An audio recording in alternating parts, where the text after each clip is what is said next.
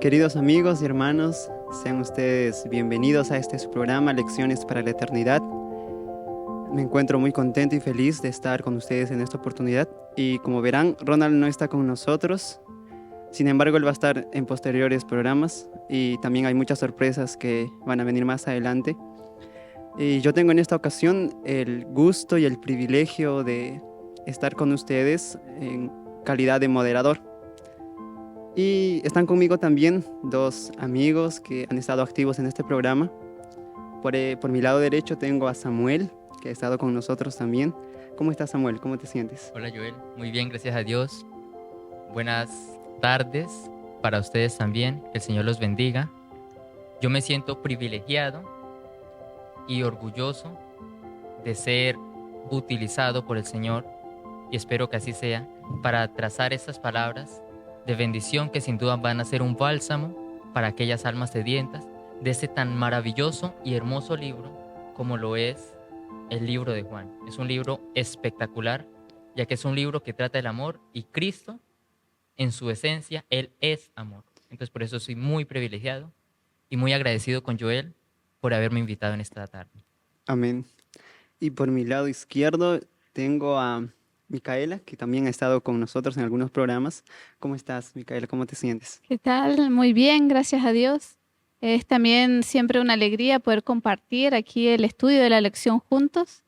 Y bueno, es mi deseo que, así como nosotros fuimos bendecidos al estudiarla, también todos aquellos que nos están mirando puedan ser ricamente bendecidos. Amén. Muy bien.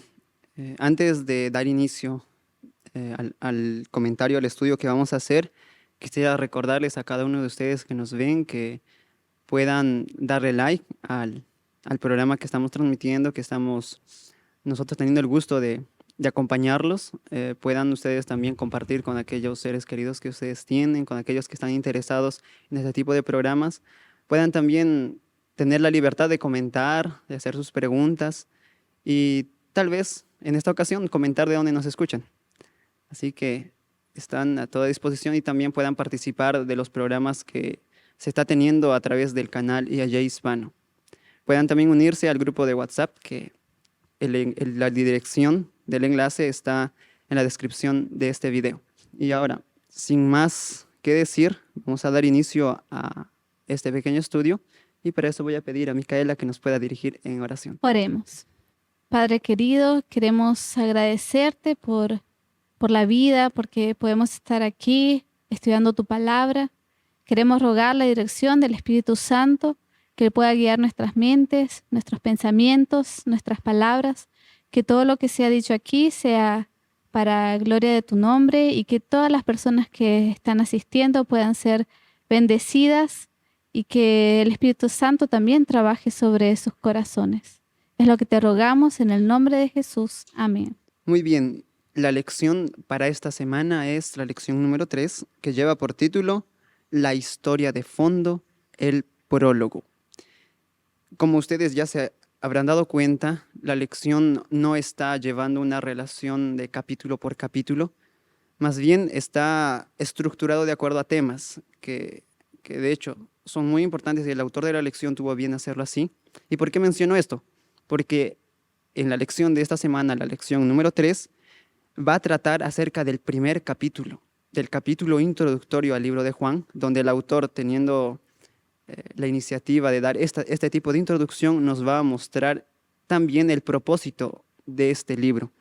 Vamos a ver ciertos detalles acerca de Jesús, siendo Juan el discípulo que era más allegado a él, siendo Juan el discípulo que conocía muy bien a Jesús y conocía parte amplia de su ministerio. Él nos va a dar a conocer ahora, a través de este evangelio y a través de esta introducción, ciertos detalles como la preexistencia de Jesús. Vamos a ver algunos detalles como el amor de Dios, porque es algo que, como dijo ya Samuel, Juan enfatiza mucho. Es por eso que él mismo es conocido como el apóstol amado o el apóstol del amor. Entonces vamos a ver ese asunto, y en el tiempo en el que Juan está escribiendo el Evangelio y las 3 cartas que él tiene en el Nuevo Testamento, Había una herejía gnóstica en ese tiempo en cuanto a la divinidad y a la encarnación de Jesús. Y entonces, Juan, intentando refutar esas herejías, él escribe el Evangelio y escribe sus 3 cartas, que son de mucha bendición al estudiarlas juntas. Entonces, vamos a ver cuánta bendición nosotros podemos sacar de la lección de esta semana, que de hecho es mucha. Y espero que con la ayuda del Señor podamos nosotros rescatar eso para nuestras vidas. Muy bien, vamos a ir al día domingo, al primer día que menciona en la lección, que lleva como subtítulo, en el principio, el Logos divino. Es interesante la palabra Logos, que de manera muy sencilla significa palabra, pero hay una amplia enseñanza eso, porque Juan emplea logos para hablar de Cristo. Y es más, si nosotros vamos a estar viendo, y de hecho hemos estado viendo en las lecciones pasadas, el poder de la palabra, y logos significa palabra. Vamos a ver que el libro de Juan está tan envuelto con esta palabra, logos, el poder de la palabra, que en este caso está denominando a Jesús. Entonces, está abarcando el día domingo Juan, el capítulo 1, versículos del 1 al 5. Entonces, vamos a ver si aquí Samuel o tal vez Micaela tienen algún comentario que expresar. Y si es que en el comentario que tienen que dar pueden responder la importancia que tiene Jesús como Dios y de qué manera se nos revela Cristo en este pasaje. Sí, yo quisiera comenzar leyendo los versículos, los primeros 3. Dice Juan capítulo 1, versículo 1. En el principio era el verbo, y el verbo era con Dios, y el verbo era Dios. Aquí la palabra logos, como bien decía Joel, se traduce como el verbo. Y me llama la atención, no siempre pensé que verbo no solo es una palabra, sino que un verbo denota una acción. Y ahí es como que junta la palabra en acción, la palabra hecha carne que se puso en acción. Por eso que a Jesús, Él es la palabra, ¿no? Y dice que al principio, y esto es en la creación, el verbo era con Dios y el verbo era Dios. Este era en el principio con Dios. Todas las cosas por Él fueron hechas y sin Él nada de lo que ha sido hecho fue hecho. Y quisiera leer ahora una cita que está en el comentario de Elena de White, que explica muy bien estas palabras. Quiero leerlo para que las palabras no sean mías, sino sea la inspiración que hable.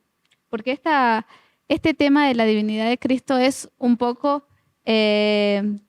polémico, podríamos decirlo así, porque ni todos tienen el entendimiento o entienden de esta manera. Por eso voy a limitarme solo a leer. Dice, si Cristo hizo todas las cosas, como dice aquí en el versículo 3, que todo fue creado por Cristo, existió antes que todas las cosas existieran. Es algo lógico. Si Él fue el creador, entonces Él debía existir antes de la creación. Las palabras que se refieren a este tema son tan concluyentes que nadie tiene por qué quedar con dudas. Cristo fue Dios, esencialmente y en el máximo sentido. Estuvo con Dios desde toda la eternidad. Dios sobre todas las cosas, bendito para siempre. El Señor Jesucristo, el divino Hijo de Dios, existió desde la eternidad, una persona en sí y sin embargo uno con el Padre. Era la gloria máxima del cielo. Era por derecho propio el comandante de los seres inteligentes celestiales y recibía el homenaje de adoración de los ángeles. Con esto en nada usurpaba a Dios. Entonces esta cita nos deja claramente, en primer lugar, Jesús existió siempre. Aquí dice desde toda la eternidad. No hubo un momento en el tiempo en que Cristo no existiera. Y también aquí se nos dice claramente que Cristo era Dios en el máximo sentido. Y un Dios no puede ser una criatura. Por eso Dios, Cristo es Dios y no un ser creado, ni engendrado. Cristo es absolutamente, como dice aquí, esencialmente Dios. Y eso es lo que en estos versículos se refleja. Esto es lo que Juan quería transmitir en su carta. Primero en el capítulo 1 vemos que Juan quiere probar que Cristo es Dios y después él va a hablar sobre que Cristo es hombre también, porque Cristo fue 100% Dios y 100% hombre. Es un misterio que nuestra mente no consigue comprender completamente, pero si lo pudiéramos comprender, entonces nos pondríamos a la par de Dios. Es como el misterio de la iniquidad. Tenemos el misterio de la iniquidad y el misterio de la encarnación. Son misterios que nuestra mente finita no consigue comprender en toda su totalidad, pero sí podemos aceptarlo por Es fe. interesante lo que acaba de decir Micaela en cuanto a la divinidad de Dios, que el apóstol Juan estaba deseoso de que nosotros, los oyentes, podamos entender y reconocer a Jesús como Dios. Samuel, ¿algo más? Me llama mucho la atención la forma de escritura de Juan. Me encanta mucho cómo él va para escribir su evangelio. Él va desde el principio. Él relata realmente lo que es la esencia del evangelio, lo que es la esencia del cristianismo, que es mismo Cristo Jesús. Y por eso los versículos que ya Micaela leyó son muy importantes para el entendimiento de este libro tan hermoso como lo es Juan. En el principio era el verbo y el verbo estaba con Dios. Como Micaela nos explicó, el verbo es la palabra y esa palabra y ese verbo es mismo Cristo Jesús. ¿Cómo podemos denotarlo o corroborarlo? En el mismo capítulo 1, en el versículo 14, dice, y el verbo fue hecho carne. Nosotros sabemos que aquel que fue hecho carne fue Cristo Jesús y habitó entre nosotros. Está hablando Juan, diciendo que, hablando de Cristo Jesús, que Él habitó entre los seres humanos en ese momento con ellos y hoy está con nosotros. Y vimos su gloria, gloria como el unigénito del Padre, lleno de gracia y de verdad. Realmente me llena de mucha emoción la forma tan simple, sencilla, pero a la misma vez bien estructurada en la que escribe Juan su evangelio. Entonces realmente lo que revela esta introducción es algo maravilloso a lo que se va a venir estudiando a través de esta lección en esta semana, porque es muy hermoso este libro. Amén. Es verdad, Samuel, yo estoy muy de acuerdo contigo. Lo que Juan nos quiere transmitir en cuanto a Cristo es sencillamente maravilloso, es impresionante y a la vez recuerdo haber leído una cita donde dice que constriñe el corazón. Hasta aquí nada más hemos visto que el apóstol Juan con tan solo estos 5 primeros versículos ya rompe con muchas teorías que niegan la preexistencia o la existencia eterna de Cristo. Uh-huh. Leyendo solamente Juan capítulo 1, versículo 18 dice, a Dios nadie lo vio jamás, el unigénito Hijo, que está en el seno del Padre, Él le ha dado a conocer. Él está junto al Padre. Uh-huh. Entonces, no es el mismo Padre. Hay Padre y hay Hijo, porque hay tantas doctrinas, vientos de doctrinas que vienen diciendo de que Dios es un solo ser, que toma la acción de Padre, toma la acción del Hijo y toma la acción del Espíritu Santo, pero es un solo ser. Pero eso despersonaliza a Dios. Eso nos muestra a un Dios solitario, a un Dios que no se relaciona. Pero si nosotros entendemos que hay Padre y hay Hijo, pero son Dios, y hay Espíritu Santo y que son Dios, esto nos muestra que desde la eternidad siempre ha habido un vínculo relacional en cuanto a Dios. Dios nunca fue solitario. Y eso nos da garantía de que Dios no es un ser arbitrario, sino que realmente es un Dios que es amor, que entrega amor. Porque si fuera solamente uno, Él no entregaría amor. Entonces, ya hasta aquí hemos visto grandes lecciones para nosotros de que Dios es un Dios relacional y Jesús es ese mismo Dios. Quiero solamente cerrar con esta cita. Desde los días de la eternidad, el Señor Jesucristo era uno con el Padre, era la imagen de Dios, la imagen de su grandeza y majestad, el resplandor de su gloria. Muy bien, entonces vamos a avanzar al siguiente día. Si no hay ningún comentario más. Sí, Sí, por favor. de hecho a mí me gustaría comentar algo y más que un comentario, es como una amplificación o una dica, dirían en portugués, una idea para amplificación de esta introducción. Y Ellen White tiene algo, un capítulo en el libro Deseado de todas las gentes, el capítulo 1, que habla de una manera maravillosa, una amplificación de estos textos de una manera hermosa. Y como lo dijo Joel, esa cita que leyó, dice, desde los días de la eternidad el Señor Jesucristo era uno con el Padre. Él era la imagen de Dios, imagen de su grandeza y majestad, el resplandor de su gloria. Y continúa diciendo, vino a nuestro mundo para manifestar esa gloria. Vino a esta tierra oscurecida por el pecado. Por una razón él vino, para revelar la luz del amor de Dios, para ser Dios con nosotros. Para él ser Dios con nosotros vino a esta tierra, para revelar la luz del amor de Dios. Para revelar eso en nosotros. Y nosotros ahora que recibimos ese mensaje, así como lo recibió Juan de Cristo Jesús, es nuestro deber compartir esa luz, de ir a la tierra oscurecida, que sabemos que en estos momentos estamos viviendo en una era de tinieblas grandes. Ir y revelar la luz del amor de Dios, para esa forma ser Dios con nosotros. Incluso hay una canción muy hermosa, después se las voy a dejar ahí en los comentarios, el link es hermosísima, titulada Dios con nosotros. Entonces solo quería resaltar esa parte, y si alguno es como yo y tiene curiosidad de amplificar más en ese tema, puede estudiar ese capítulo, es el capítulo 1, el deseo de toda la gente, es muy hermoso y espectacular para tener una amplificación de ese tema y un conocimiento mucho más profundo de eso que escribió Juan en el capítulo 1, los primeros versículos. Amén. Me gustó mucho el comentario que hiciste.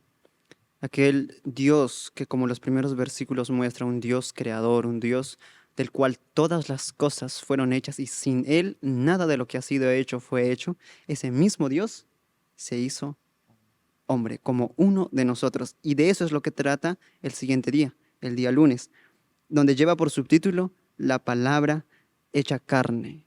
Y es interesante ver de que aquel que era lo más grande que existía, lo más alto de lo alto, se hizo hombre. Y no cualquier hombre, sino como nosotros. Vino y se rebajó a una raza que ya había caído. Y eso es maravilloso, esa es la expresión de amor. Es estar ligado con sus criaturas. No es solamente como un Dios sentado en su silla y viendo cómo allá son ellos los que sufren. No, Él vino a ser participante de lo que nosotros padecemos y de lo que nosotros sentimos y somos. Y de eso es lo que se trata.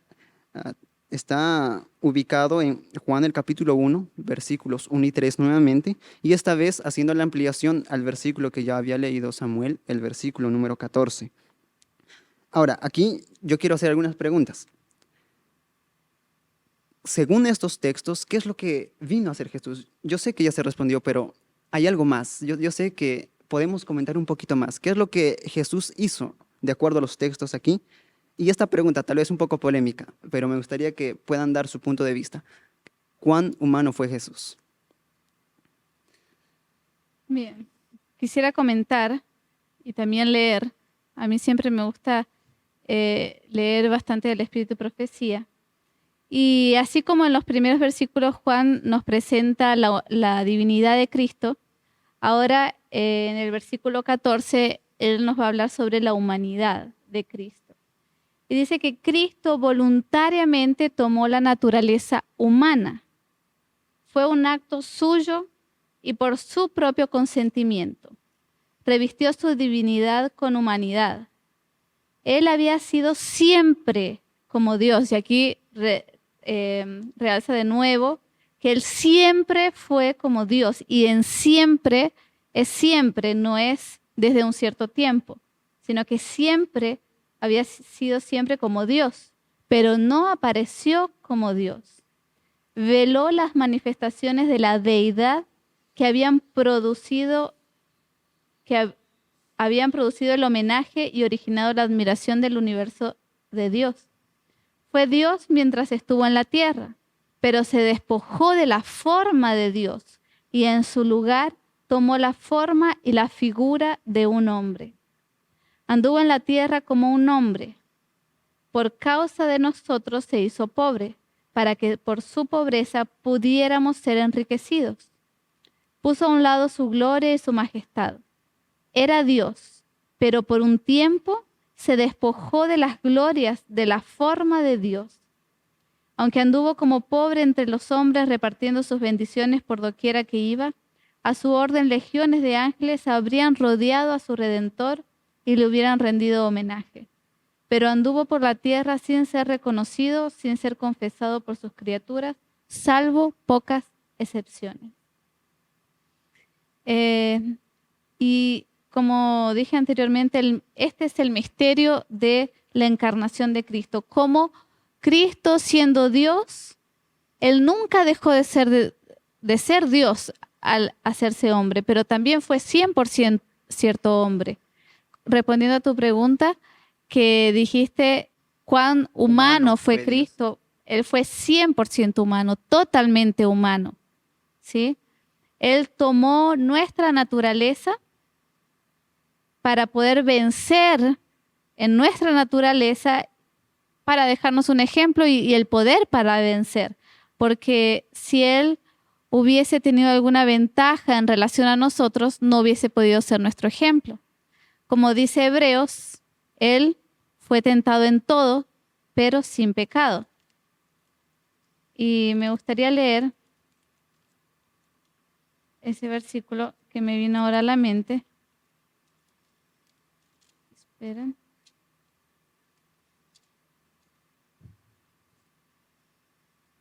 Dice Hebreos 2:17. Por lo cual debía ser en todo semejante a sus hermanos, para venir a ser misericordioso y fiel sumo sacerdote en lo que a Dios se refiere, para expiar los pecados del pueblo. Pues en cuanto Él mismo padeció siendo tentado, es poderoso para socorrer a los que son tentados. Y aquí está claro, dice que en todo Él debía ser semejante. En todo fue semejante, pero sin pecado, para poder socorrernos y poder darnos la victoria sobre el pecado. Entonces, respondiendo, Jesús fue 100% humano, tomó nuestra naturaleza y venció. Así como Adán cayó, Él venció. Amén. Es maravilloso las lecciones que podemos sacar en cuanto a Jesús como hombre. Engloban muchas cosas y realmente solamente ya comenzando la lección nos llena de emoción, nos llena de alegría el saber eso. No sé si Samuel tiene algún comentario. No. Muy bien. Solamente agregar algunas cosas. El hecho de que Jesús sea uno como nosotros, sea hombre. Ya Micaela leyó el versículo en Hebreos que habla, aún siendo Jesús como el sumo sacerdote, tiene que ser un ser humano. Ahora, esto es maravilloso. ¿Por qué? Porque en la Biblia tenemos la promesa de que en Apocalipsis, el capítulo 3, que nosotros vamos a compartir el trono de Dios. Pero ahora ya la humanidad comparte el trono de Dios en Cristo. ¿Por qué? Porque Cristo, representando a toda la humanidad, está sentado al lado del trono de Dios, o en el mismo trono de Dios. Es la humanidad en Cristo, está ya en el cielo. Y eso es grande para nosotros, es una gran enseñanza, porque nosotros tenemos un hermano mayor. Tenemos nuestro representante, y ese es Jesús, Jesús hombre. Ahora, el versículo 14 tiene una palabra interesante. Dice, y el Verbo fue hecho carne y habitó entre nosotros. La palabra habitó en el griego significa como colocar una tienda. Ese es el significado que tiene. ¿Y a qué nos viene a la mente cuando dice colocar una tienda? Al santuario. El santuario. Y también Emmanuel. ¿Qué significaba Emmanuel? Dios con nosotros. el santuario en Éxodo era la representación de Cristo en medio de su pueblo. De hecho, las enseñanzas del santuario, los símbolos que había, no solamente en la ceremonia, sino en los pequeños detalles, representaban a Cristo y su humanidad. Ahora, otro dato interesante que quisiera mencionar se encuentra en Juan 1:1, donde dice, en el principio era el verbo. La palabra era en griego nos trae la idea de un permanente. Es como decir, en el principio es la palabra, o es algo constante que siempre ha sido y siempre va a ser. En cambio, cuando nosotros vemos en Juan 1:14 y dice, y habitó entre nosotros y se hizo como nosotros, eso da alusión a que hubo un momento en donde comenzó. Entonces, esa es la diferencia entre el versículo 1 y el versículo 14.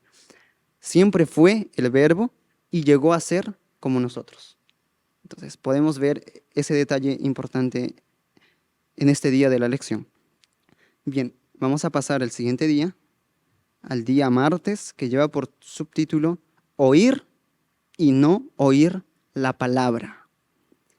Tiene como referencia, y voy a mencionar para que ustedes allá puedan también leer, abrir sus Biblias y acompañarnos, Juan el capítulo 1, versículos 9 al 13, donde vamos a ver ciertos aspectos interesantes en relación al oír y el no oír y lo que implica.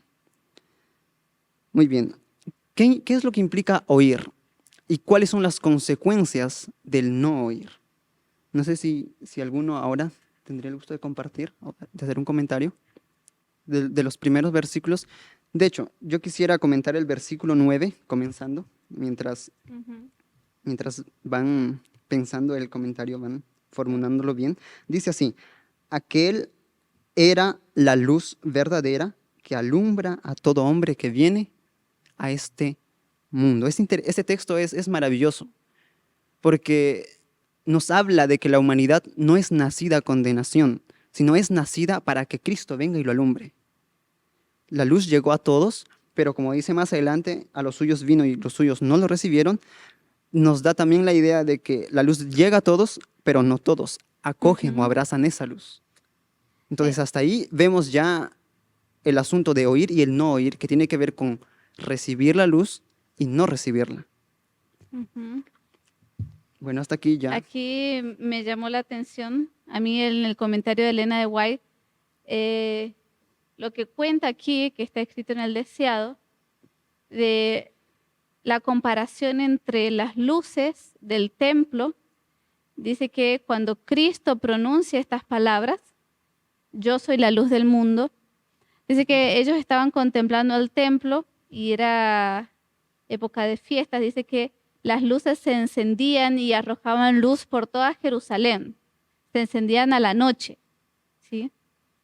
Y dice aquí, por la iluminación de Jerusalén, el pueblo expresaba su esperanza en la venida del Mesías para derramar su luz sobre Israel. Pero para Jesús la escena tenía un significado más amplio. Como las lámparas radiantes del templo alumbraban cuanto las rodeaba, así Cristo, la fuente de luz espiritual, ilumina las tinieblas del mundo. Sin embargo, el símbolo era imperfecto. Aquella gran luz que su propia mano había puesto en los cielos era una representación más verdadera de la gloria de su misión. Entonces Jesús era la luz que iluminó al mundo y sin embargo hubo personas y hay personas que prefieren las tinieblas. Y de eso se trata este día martes, oír o no oír la palabra. Cuando dice ahí en los versículos que Jesús vino a lo suyo, a su misión, y los suyos no le recibieron. Esa es una clase de personas. Pero en el siguiente versículo nos dice que otros sí creyeron y que son hechos hijos de Dios.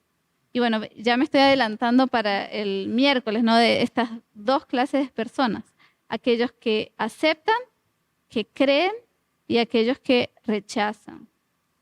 Y cuando uno rechaza la luz, las tinieblas cada vez se van haciendo más densas.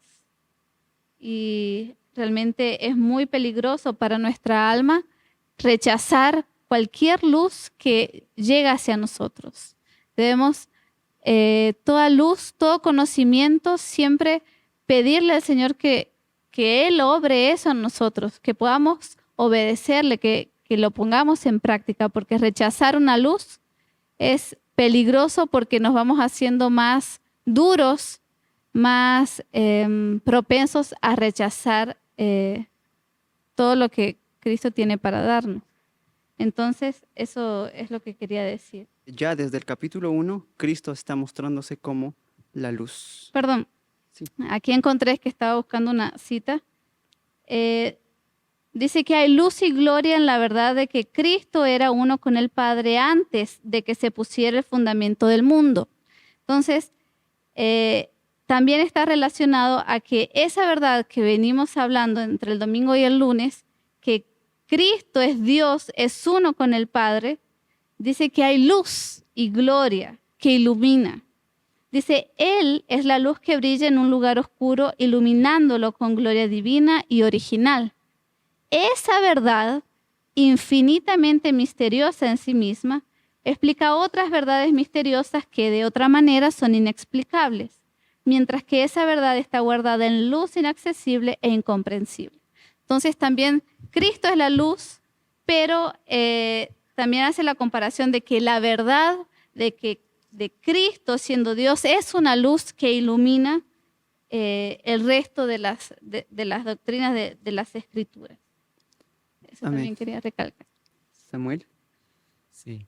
Quiero leer para ustedes los versículos 10 al 13 de Juan 1, que sin duda son versículos muy hermosos. Y yo quiero pedirle que si usted está en su casa con su Biblia ahí, vaya conmigo, porque no hay nada mejor que uno mismo leer y enriquecerse de los párrafos escritos. Una cosa es escucharlo y otra cosa es leerlo. Cuando usted lee un versículo, permite abrir su mente para que Dios hable a través de ella. Así que si tú estás con tu Biblia ahí, te pido que vayas conmigo. Y si no estás, pauses este video un momento, busques tu Biblia y vayamos al libro de Juan, el capítulo 1, el versículo 10 al 13. Dice, a los suyos vino, pero los suyos no lo recibieron. Me adelanté al 11, ahora quiero leer para ustedes del 10. En el mundo estaba y el mundo fue hecho por medio de él, pero el mundo no lo conoció. Ahora sí ven el versículo que leí. A los suyos vino, pero los suyos no lo recibieron. ¿A qué nos recuerda cuando leemos este versículo? A los suyos vino, pero los suyos no lo recibieron. Tengámoslo ya en la mente, ahorita vamos a explicarlo más adelante. Dice, sigue diciendo, el 12. Mas a todos los que lo recibieron y a quienes creen en su nombre, les dio potestad de ser llamados hijos de Dios, como ya lo mencionó Mica. Estos no nacieron de sangre ni por voluntad de carne, ni por voluntad de varón, sino de Dios. Es hermoso que el versículo 9 dice que la luz llega, hace una alusión, como dijo Joel, la luz llega a todos, pero no todos acogemos esa luz. La luz puede llegar a tu puerta, pero de ti decide si la coges, la tomas para sí, te impregnas de ella o simplemente la dejas pasar. Si la dejas pasar, hay grandes consecuencias que tenemos ejemplos en la Biblia, lo que pasó con Faraón y muchos de esos personajes que escucharon la voz de Dios y iban endureciendo su corazón hasta que finalmente llegaron a cometer el pecado que conocemos como el pecado imperdonable. Ese pecado que es donde rechazamos tanto al Espíritu Santo y que después, debido a la dureza de nuestro corazón, nos es muy difícil e imposible casi escuchar los gemidos y los clamados del Espíritu Santo. Quiero que nos situemos en el libro de Romanos, vayamos aquí también nosotros, al libro de Romanos, el capítulo 11, el versículo 24. Tiene algo realmente muy hermoso, que sin duda a muchos de nosotros nos puede ayudar. Romanos, el capítulo 11, el versículo 24. Dice así, porque si fuiste cortado del que por naturaleza es olivo silvestre, y contra naturaleza fuiste injertado en el buen olivo, ¿cuánto más estos que son las ramas naturales serán injertados en su propio olivo?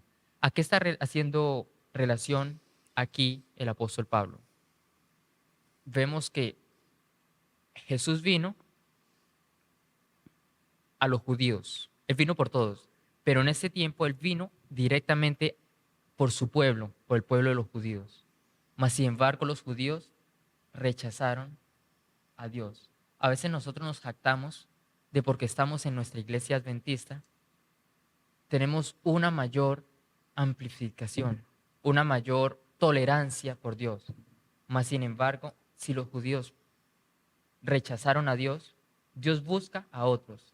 Por eso es un llamado para nosotros no rechazar a Dios, porque nosotros, principalmente nosotros como seres humanos, somos aquellos que más necesitamos de ese Dios. Dios no es que necesite de nosotros realmente. Nosotros necesitamos de ese que es por nosotros. Debemos ser buenos hijos. Debemos recibir y compartir ese mensaje. Y cada luz, cada palabra, cada amonestación, cada consejo, cada rayito que llega a nuestros corazones, a nuestras vidas, ponerlo en práctica de una vez, porque de lo contrario vamos a estar rechazando al Espíritu Santo, vamos a estar rechazando la voz de Dios y finalmente va a ser muy difícil, cada vez va a ser peor y más difícil oír esa palabra y esa voz amorosa de Cristo Jesús. Entonces debemos escuchar esa luz y aceptarla, interiorizarla en nosotros y hacerla parte de nuestra vida y de nuestro gran vivir. Muchas gracias, Samuel. Me gustó mucho la reflexión que hiciste. Y de hecho eso es lo que está haciendo Juan aquí. Juan lo que nos está invitando a elegir es eso. El ser hijos de Dios, y como vamos a ver más adelante, el ser condenado es una elección nuestra. Es una elección. Recibir la luz, oír la luz, creer en su nombre, son elecciones que yo los hago. Yo los hago, pero ¿en qué? ¿Basado en qué? En que Cristo está viniendo. ¿A qué? A hablar para que yo oiga, a recibir aquella luz que ha sido enviada, a creer aquel que ya vino por mí. Es interesante, yo quiero solamente aquí llamar nuestra atención a los buenos comentarios que se está haciendo, solamente recordar y amplificar lo que dice Juan capítulo 1, versículo 12, dice más, a todos los que le recibieron, una elección, a los que creen en su nombre, y pone en equivalente estas dos acciones, les dio potestad de ser hechos hijos de Dios, los cuales son engendrados, no de sangre, ni de voluntad de carne, ni de voluntad de varón, sino de Dios. Ese es el resultado de recibir, de oír, de creer en su nombre. Y a mí me recordó lo que dice en Efesios el capítulo 1, el versículo 5, porque tiene palabras muy parecidas. Dice así, lo voy a leer, habiéndonos predestinado para ser adoptados hijos suyos, la misma expresión, por medio de Jesucristo, según el beneplácito de su voluntad. En Juan capítulo 1, versículo 13 decía, no de voluntad de carne, no de voluntad de hombre, sino de voluntad de Dios. La voluntad de Dios, el deseo de Dios es que nosotros le creamos, es que nosotros recibamos esa luz, de que oigamos su palabra. La palabra oír en hebreo es shamar, shamar, y muchas veces es traducido como guardar. Cuando dice guardaréis mis mandamientos, es esa palabra shamar, que en primera instancia significa oír.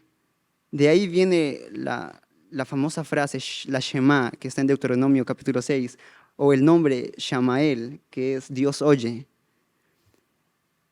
Tiene esa misma raíz, shamar, que se traduce como guardar. Cuando dice, nosotros tenemos que guardar su palabra, tenemos que atesorarlas en el corazón, es esa misma palabra de oír, de recibir. Y ese es el deseo de Dios para nosotros, de que una vez oigamos su voz, la recibamos en el corazón, la guardemos, la atesoremos, podamos recibir aquella vida que viene de lo alto por voluntad de Dios. Muy bien, vamos a avanzar al próximo día, que lleva por título, y de hecho tiene una relación con el día anterior, que vamos a ver, El subtítulo es Temas que reaparecen. Creer y no creer.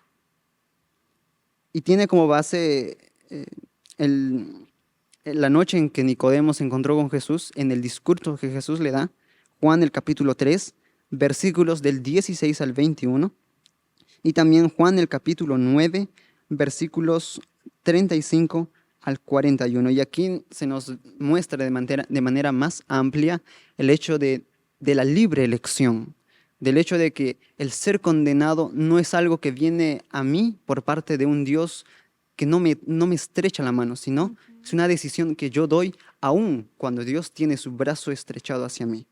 Entonces, es una elección. Y vamos a ver este asunto del creer y no creer en este día. No sé si alguien quisiera comenzar con... Sí, bueno, como bien dijiste, está íntimamente relacionado con el día anterior, donde vemos aquí dos grupos, ¿sí? Los que creen y aman la luz y aquellos que son incrédulos, no creen y aman las tinieblas. Y me estaba recordando aquí, mientras Samuel también hacía su comentario, de Hebreos 4, donde es prácticamente el resumen de lo que Dios nos quiere decir en estos textos. Dice el versículo 7, si oyeres hoy su voz, no endurezcáis vuestros corazones. Esto en el pueblo de Israel sucedió que ellos no entraron a la tierra por la incredulidad, y aquí Hebreos 4 nos presenta el mismo planteamiento, Hebreos 3 y 4, donde se nos insta a no cometer lo mismo que el pueblo de Israel hizo, ¿sí? Si escuchamos hoy su voz, no endurecer nuestros corazones. Y hoy en día el pueblo de Dios dice que no perece por falta de conocimiento. O sea, el conocimiento está, porque aquí en la Biblia está el conocimiento. Entonces, si hoy perecemos, no va a ser por falta de conocimiento, sino por rechazar esa luz, por descuidar ese conocimiento, ¿sí? Eso será lo que nos condenará. Los que jamás hayan tenido la luz que rechazar, no se hallan bajo condenación. ¿Qué más se podía hacer por la viña del Señor que no haya sido hecho? La luz, una preciosa luz, ilumina al pueblo de Dios, pero no lo salvará a menos que permitan que esta luz los salve. Vivan plenamente de acuerdo con ella y la transmitan a otros que se encuentran en tinieblas. ¿Sí? Lo que se necesita es una obra individual de confesión y abandono del pecado y de regreso a Dios. Entonces, esta es la obra que el Señor nos pide a cada uno, que podamos confesar a Él nuestros pecados y abandonarlos y no rechazar la luz que hoy llega hasta nosotros. Samuel. Sí, es interesante lo que conversó Mica, muy llamativo. Mas, sin embargo, yo hago mucha alusión a la manera en que escribe Juan. Es decir, yo adoro su tema de escritura. Y vemos que él comienza el capítulo, él comienza el libro hablando del verbo, de Dios, que dio su Hijo unigénito para la salvación del ser humano. Y sin embargo, en el capítulo 3, aún está hablando de eso. El versículo 16 dice, del capítulo 3, versículo 16, porque de tal manera amó Dios al mundo, que dio a su Hijo unigénito, para que todo aquel que en él cree no se pierda, mas tenga vida eterna. Porque no envió Dios, el siguiente versículo dice, porque no envió Dios a su Hijo al mundo para condenar al mundo, sino para que el mundo sea salvo por medio de él. Dios envió a su Hijo para que seamos salvos por medio de él. Y sin embargo, ahí la misma lección da unos ejemplos de algunos personajes unos que oyeron y otros que no oyeron. Uno está en Juan 9, 35 al 41, hablando sobre aquel que creyó. Oyó Jesús que lo habían expulsado y hallándolo le dijo, ¿crees tú en el Hijo de Dios? Respondió él y dijo, ¿quién es Señor para que crea en él? Jesús le dijo, pues lo has visto, el que habla aquí contigo, él es. Y él dijo, creo Señor, y lo adoró. Hermosa la determinación de ese joven, de ese hombre, de ese ser humano, escuchar a Dios, creer y de una vez creer en el Señor, aceptar que lo cree y enseguida adorarlo.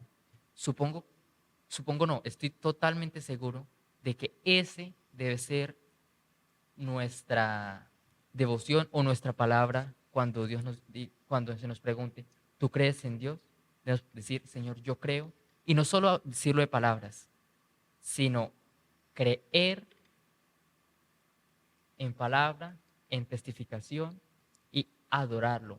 Eso, adorarlo, es una de las cosas que hacemos para demostrar de una manera pública que hemos creído en Dios. Entonces debemos creer, no ser tardos para tomar nuestra decisión, para decidirnos por Dios, sino ser prestos y decir, como dijo el profeta, Señor, heme aquí, envíame a mí. Debe ser nuestro legado y nuestra palabra cuando se nos pregunte, ¿a quién enviaré? Debemos decir, Señor, envíame a mí, porque sin duda Dios quiere que seamos sus hijos. Dios quiere que seamos sus fieles portavoces o sus fieles mensajeros. Debemos tomar esa decisión y no rechazarla como lo han hecho muchos o como tal vez nosotros mismos hayamos hecho hasta este momento. Debemos hoy tomar esa decisión por Cristo Jesús. Y si estamos ahí, creer en Él. Estamos solos, postrémonos y adorémoslo. Agradezcamos a Él porque este mensaje se presentó hoy frente a nosotros a través de una pantalla, a través de un texto, a través de este hermoso libro, sin duda que es maravilloso, como lo es el libro de Juan. Entonces realmente quiero que ustedes se comprometan con Dios. A veces no sentimos ganas de hacerlo, pídanlo en oración, porque Dios es fiel y justo y nos dará todo aquello que pidamos respecto a su voluntad. Y con certeza no podemos tener duda de que la voluntad de Dios es que nosotros le sigamos y le adoremos. Entonces, si no tenemos ese deseo, pidámosle a Dios de que nos dé el deseo de adorarlo, el deseo de creer, que es algo muy difícil para el ser humano. Y creo que más adelante vamos a hablar un poco sobre lo que es la fe, ¿verdad? Sí, amén, Samuel. Muchas gracias, Micaela, Samuel, por sus comentarios. Y en este día yo quiero alargarme un poquito más en cuanto al tiempo.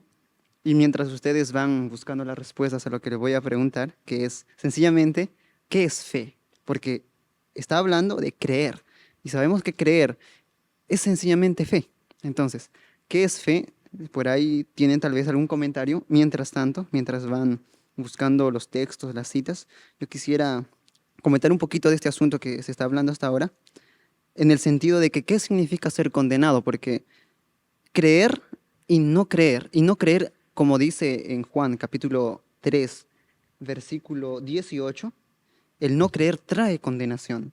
Dice, el que en él cree no es condenado, pero el que no cree ya es condenado porque no ha creído en el nombre del unigénito Hijo de Dios. Entonces, el hecho de no creer ya trae consigo la condenación.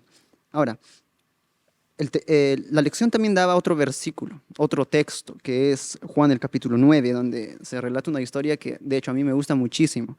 Esa historia es maravillosa. Yo les invito a que ustedes puedan ver el contexto de estos textos, donde solamente la lección cita los últimos, donde el ciego en nacimiento es curado, Jesús va hasta donde está él, se le presenta como el Mesías y él se postra en adoración. Ahora, el asunto aquí interesante es cuando los sacerdotes, los fariseos, van hasta Jesús y Jesús enunciando estas palabras dice, para juicio yo he venido, y estoy citando Juan capítulo 9, versículo 39, dice, para juicio he venido a este mundo, para que los que no ven, vean, y los que vean, sean cegados. Entonces le responden, ¿acaso nosotros también somos ciegos? Responden los fariseos.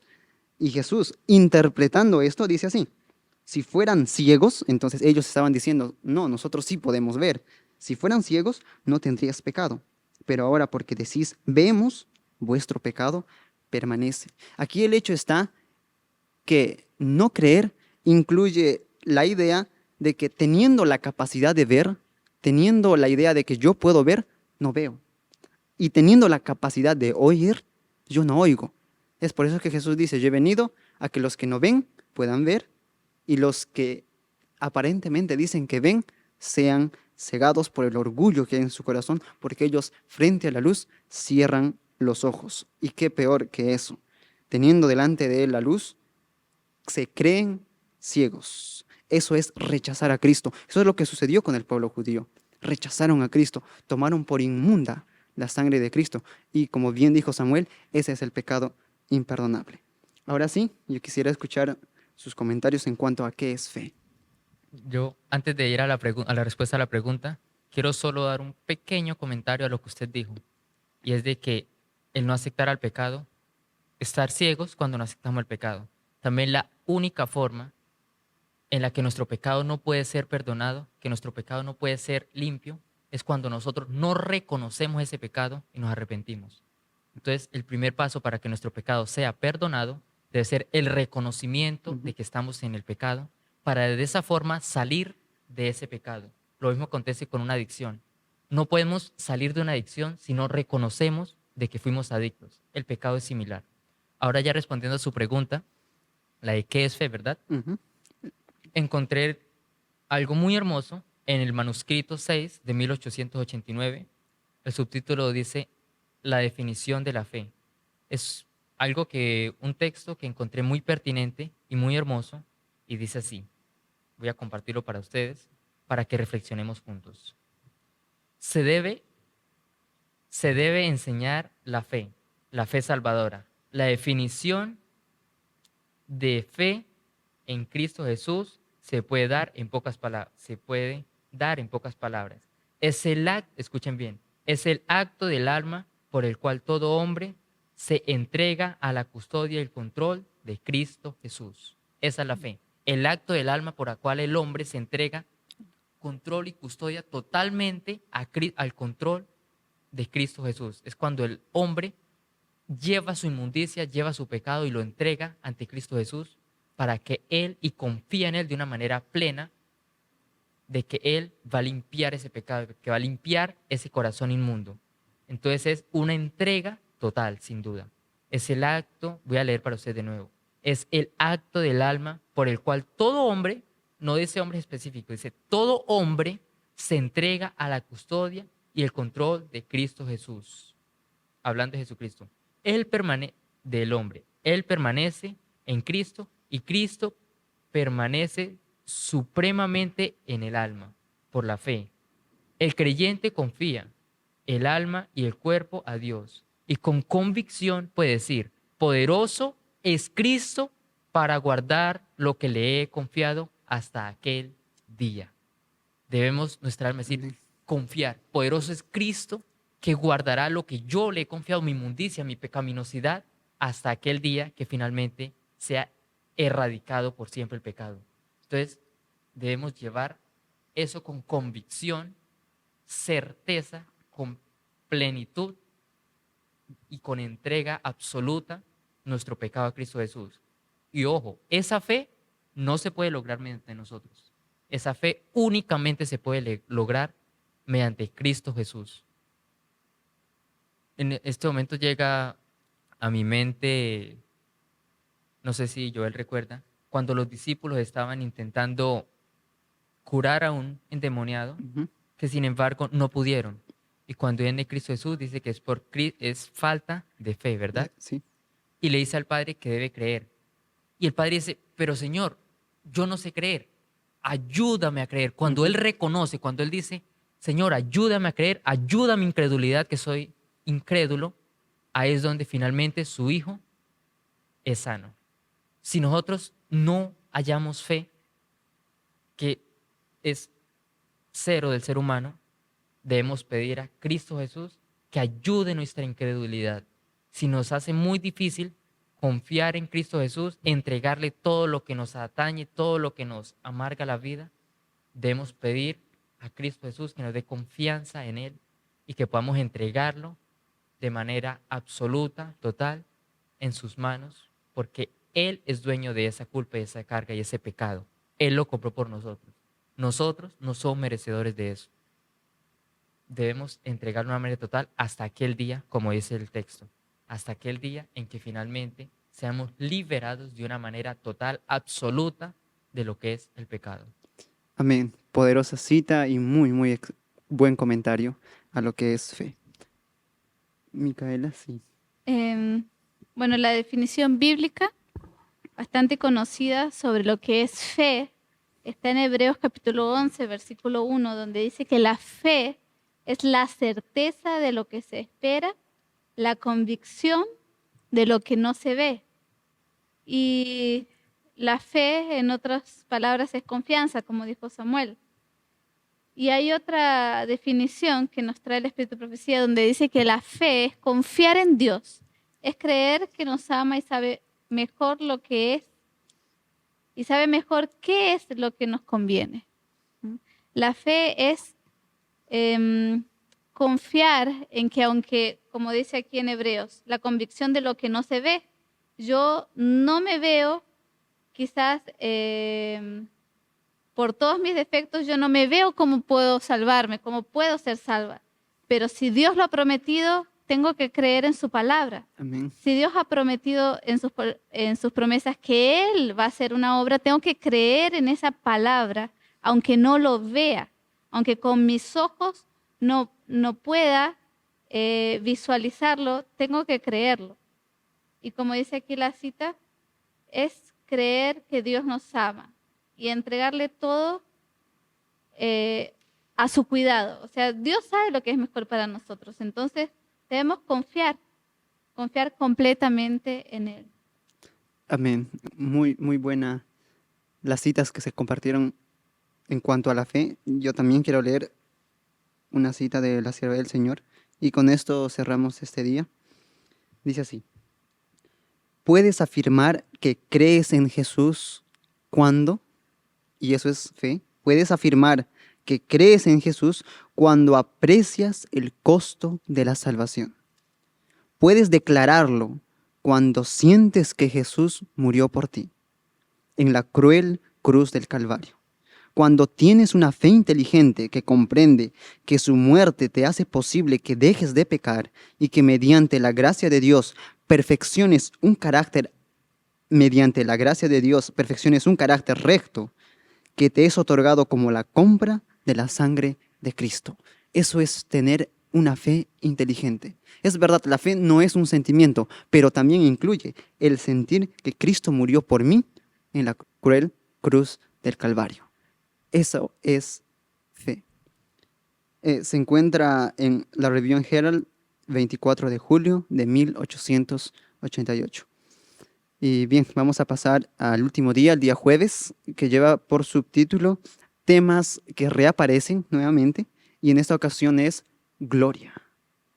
Está basado en Juan, el capítulo 17, versículos 1 al 5, la oración de Jesús, en donde Jesús, haciendo algunas declaraciones a su Padre, de hecho son interesantes y a la vez profundas, nos hablan acerca del ser glorificado. Ahora, aquí las preguntas son: ¿a qué se refiere Cristo con ser glorificado? ¿Y por qué la cruz es ese medio de glorificación? ¿Qué tiene que ver la cruz con que Dios sea glorificado? O Cristo, en este caso, siendo hombre. Si alguien tiene el deseo de comenzar con... De hecho, es maravilloso la pregunta que usted hizo, ¿verdad? ¿Qué relación tiene la cruz Ujú. con qué? Con ser glorificado. Ser glorificado, Cristo Jesús, ¿verdad? Ujú. Es hermoso, ¿no? El hecho de que Cristo fue glorificado a través del sufrimiento, el padecimiento y el dolor. Sin embargo, eso fue hecho todo por amor a nosotros. Dice, y esta es la vida eterna, que te conozcan a ti, el único Dios verdadero, y a Jesucristo, a quien has enviado.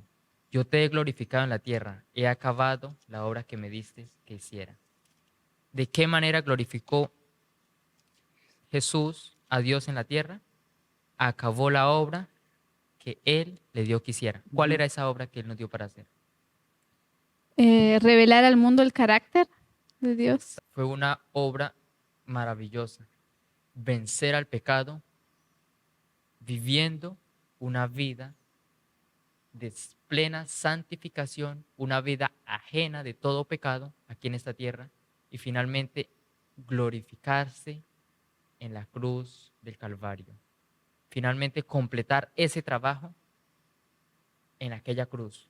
Esa cruz que quitó la vida de Cristo Jesús, que derramó mucha sangre de Él, derramó su sangre, esa cruz. Esa cruz que por medio de Cristo obtenemos salvación. Por medio de esa sangre preciosa que fue vertida en esa cruz, es que gracias a ello nosotros hoy tenemos salvación. Es gracias a esa cruz bendita, a ese maravilloso y grandioso acto de amor de Cristo Jesús por nosotros, que hoy tú, yo y nosotros podemos tener la esperanza de una salvación. Entonces, esa glorificación, sin duda, es muy significativa para cada uno de los cristianos y para cada uno de los seres humanos vivientes en esta tierra. Sí, es interesante, Samuel, que el hecho de glorificación está muy relacionado a lo que tú dijiste y a lo que tú hiciste alusión, a la manifestación del carácter de Dios. Es muy interesante. Micaela. Aquí justamente hablando sobre eso, ¿cómo relacionamos gloria a carácter? Y tenemos un ejemplo bien marcante en el Antiguo Testamento, que es cuando Moisés le pide al Señor que le muestre su gloria. Él le dijo, te ruego que me muestres tu gloria. Y ahí es donde él entra en una peña y Dios pasa, ¿sí? Y lo que él ve en el Éxodo 34:6 dice, y pasando Jehová por delante de él, proclamó, Jehová, Jehová, fuerte, misericordioso y piadoso, tardo para la ira y grande en misericordia y verdad, que guarda misericordia a millares y que perdona la iniquidad, la rebelión y el pecado. Entonces, ¿qué es la gloria? Es el carácter de Dios, ¿sí? Y entonces aquí, en la cruz, ¿por qué, dice, el Hijo es glorificado en la cruz? Porque en la cruz es donde se ve de forma más expresa lo que es el carácter de Dios, ¿sí? Dios entregando su vida en rescate de una raza pecadora que lo rechazó, que lo crucificó, que rechazó su luz. En eso es donde se revela el amor de Dios. Por eso es que la cruz y también la resurrección, ¿sí? La muerte y resurrección de Cristo, en eso es como el punto máximo donde se muestra el carácter de Dios. Amén. Es interesante los comentarios que se están dando, realmente elevan nuestro corazón a contemplar a Cristo, porque allá Cristo en la cruz, en esa muerte vergonzosa, humillante, Dios estaba manifestando su carácter a todo el universo. Estaba demostrando lo que Él realmente es y no lo que Satanás decía que Él era. Exacto. Y según lo que Micaela nos daba, esa relación de gloria y carácter, nos muestra que en la cruz Cristo estaba dando a conocer eso del Padre, exactamente eso. Y aquí hay un detalle importante. El asunto de la cruz no es solo un evento que pasó hace 2000 años, es la experiencia de Dios a través de toda la eternidad. Dios siempre vive en la experiencia de la cruz, en la experiencia de ese amor abnegado, en la experiencia de ese amor incondicional por todas sus criaturas. La experiencia de la cruz es algo que va a hablar a través de toda la eternidad lo que Dios es. Es eso, realmente hay un texto en Juan capítulo 12, versículo 35, donde dice, y cuando yo fuere levantado, a todos atraeré a mí mismo. Cristo en la cruz es el poder que atrae al cristiano a acercarse a Dios. Cuando cualquier persona da un paso en dirección a la cruz o en dirección a Dios, es Cristo quien lo está trayendo. Así que son las lecciones profundas, maravillosas que nosotros podemos sacar a través de esta lección. Quisiera pedir si tienen comentarios finales para ya ir concluyendo la lección de esta semana. Un comentario final, Micaela, Samuel. Bueno, de hecho, mientras Joel hablaba, estaba dando una ojeada aquí a la lección y pues hubieron dos cosas que yo resalté mientras hacía el estudio. Y dice, son dos cosas distintas. En el plano humano, Jesús murió en agonía como un criminal, despreciado y débil que clamaba, Dios mío, ¿por qué me has desamparado? Este lado humano y oscuro de la cruz se presenta especialmente en Mateo y Marcos. Vemos, y ahora está el lado divino, ¿verdad? Pero el lado glorioso, que es el que más me fascina y me llena de gozo y alegría, dice, pero el lado glorioso de la cruz se presenta especialmente en Lucas y en Juan, ¿verdad? Como un lugar de salvación, de misericordia, donde el Hijo de Dios se entrega a su Padre. ¿Quién es nuestro ejemplo a seguir? Cristo Jesús. ¿Qué hace Él? Se entrega a su Padre. Y como ya lo había dicho en el comentario de la lección del día anterior, es una entrega total, ¿verdad? Él se entrega a Dios. Entonces, si Él es nuestro ejemplo a seguir, Él se entregó de una manera total, con plenitud, de una manera absoluta a Dios. Es hoy el deseo y la oportunidad de Él que nosotros hagamos lo mismo que Él hizo, entregarnos de una manera absoluta a Dios. Amén. De una manera, no encuentro una palabra que defina eso más que absoluto. Es una entrega total, sin guardarnos nada para nosotros. Una entrega sin ataduras, todo. Todo de nosotros por el todo de Dios. Es lo mejor que nosotros podemos hacer en nuestras vidas y con nuestras vidas. Y no solo nosotros. También al escuchar este mensaje, debemos compartirlo, debemos llevarlo a todas aquellas personas. Debemos llevarlo a todo aquel que no lo conoce. Porque sin embargo nosotros, en el día del fin, vamos a dar cuenta por esta luz que hemos recibido. Por eso, si recibimos esta luz de gracia, debemos compartirla de gracia. Porque de gracia recibiste, dad de gracia. Debemos compartir con todos aquellos. No tener excepciones con aquel que es mi amigo, con aquel que yo creo que le va a interesar, no. Debemos compartir con todos. Jesús, cuando estuvo en la tierra, predicaba para todos. Daba la luz, se encargaba de hacer nuestro trabajo, se encargaba de hacer un trabajo que hoy es nuestro trabajo. Mostrar esa luz a todos. Ya es responsabilidad de cada quien, tuya y mía, si aceptamos y recibimos esa luz, si la interiorizamos, hacemos parte de nuestra vida esa luz en nosotros, o sin embargo la dejamos pasar. Yo les aconsejo que busquemos esa luz, que recibamos esa luz, porque sin embargo el galardón y el resultado final va a ser mucho, mucho mejor. No hay palabras ni imaginación humana que pueda definir o llegar a dimensionar cuál será ese resultado. Pero déjenme decirles, mis hermanos y amigos, que sin duda será la mejor de nuestras elecciones. Entregar todo a Dios. Viviremos una vida feliz, plena aquí en esta tierra y continuaremos con gozo y alegría porque pasaremos de esta tierra lóbrega y triste a un mundo mejor. Amén. Que sin embargo nos espera y es solo tomar una decisión. Decir, Señor, yo creo. Y como hizo ese ciego, postrarnos y adorarlo. Yo solo quisiera terminar con las palabras de Hebreo que si escuchamos hoy su voz, no endurezcamos nuestros corazones. Amén. Con eso quiero despedir. Amén. Quiero terminar leyendo una declaración del Camino a Cristo, un maravilloso libro. Yo les recomiendo que puedan leer la página 23 y 24. Dice de esta manera: Cristo debe ser revelado al pecador como el Salvador que muere por los pecados del mundo.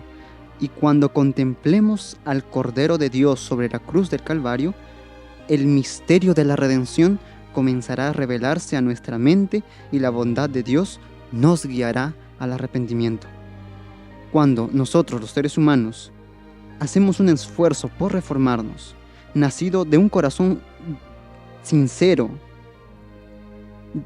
y con el deseo de hacer lo correcto, es el poder de Cristo el que nos está atrayendo. Y con estas palabras quiero despedirme, no sin antes también agradecer a Micaela, a Samuel por su tiempo, por sus comentarios, y a cada uno de ustedes quienes nos están viendo y tienen su tiempo para poder asistir a este programa. Nos vemos hasta la próxima. Dios los bendiga. IAG, juntos avanzaremos.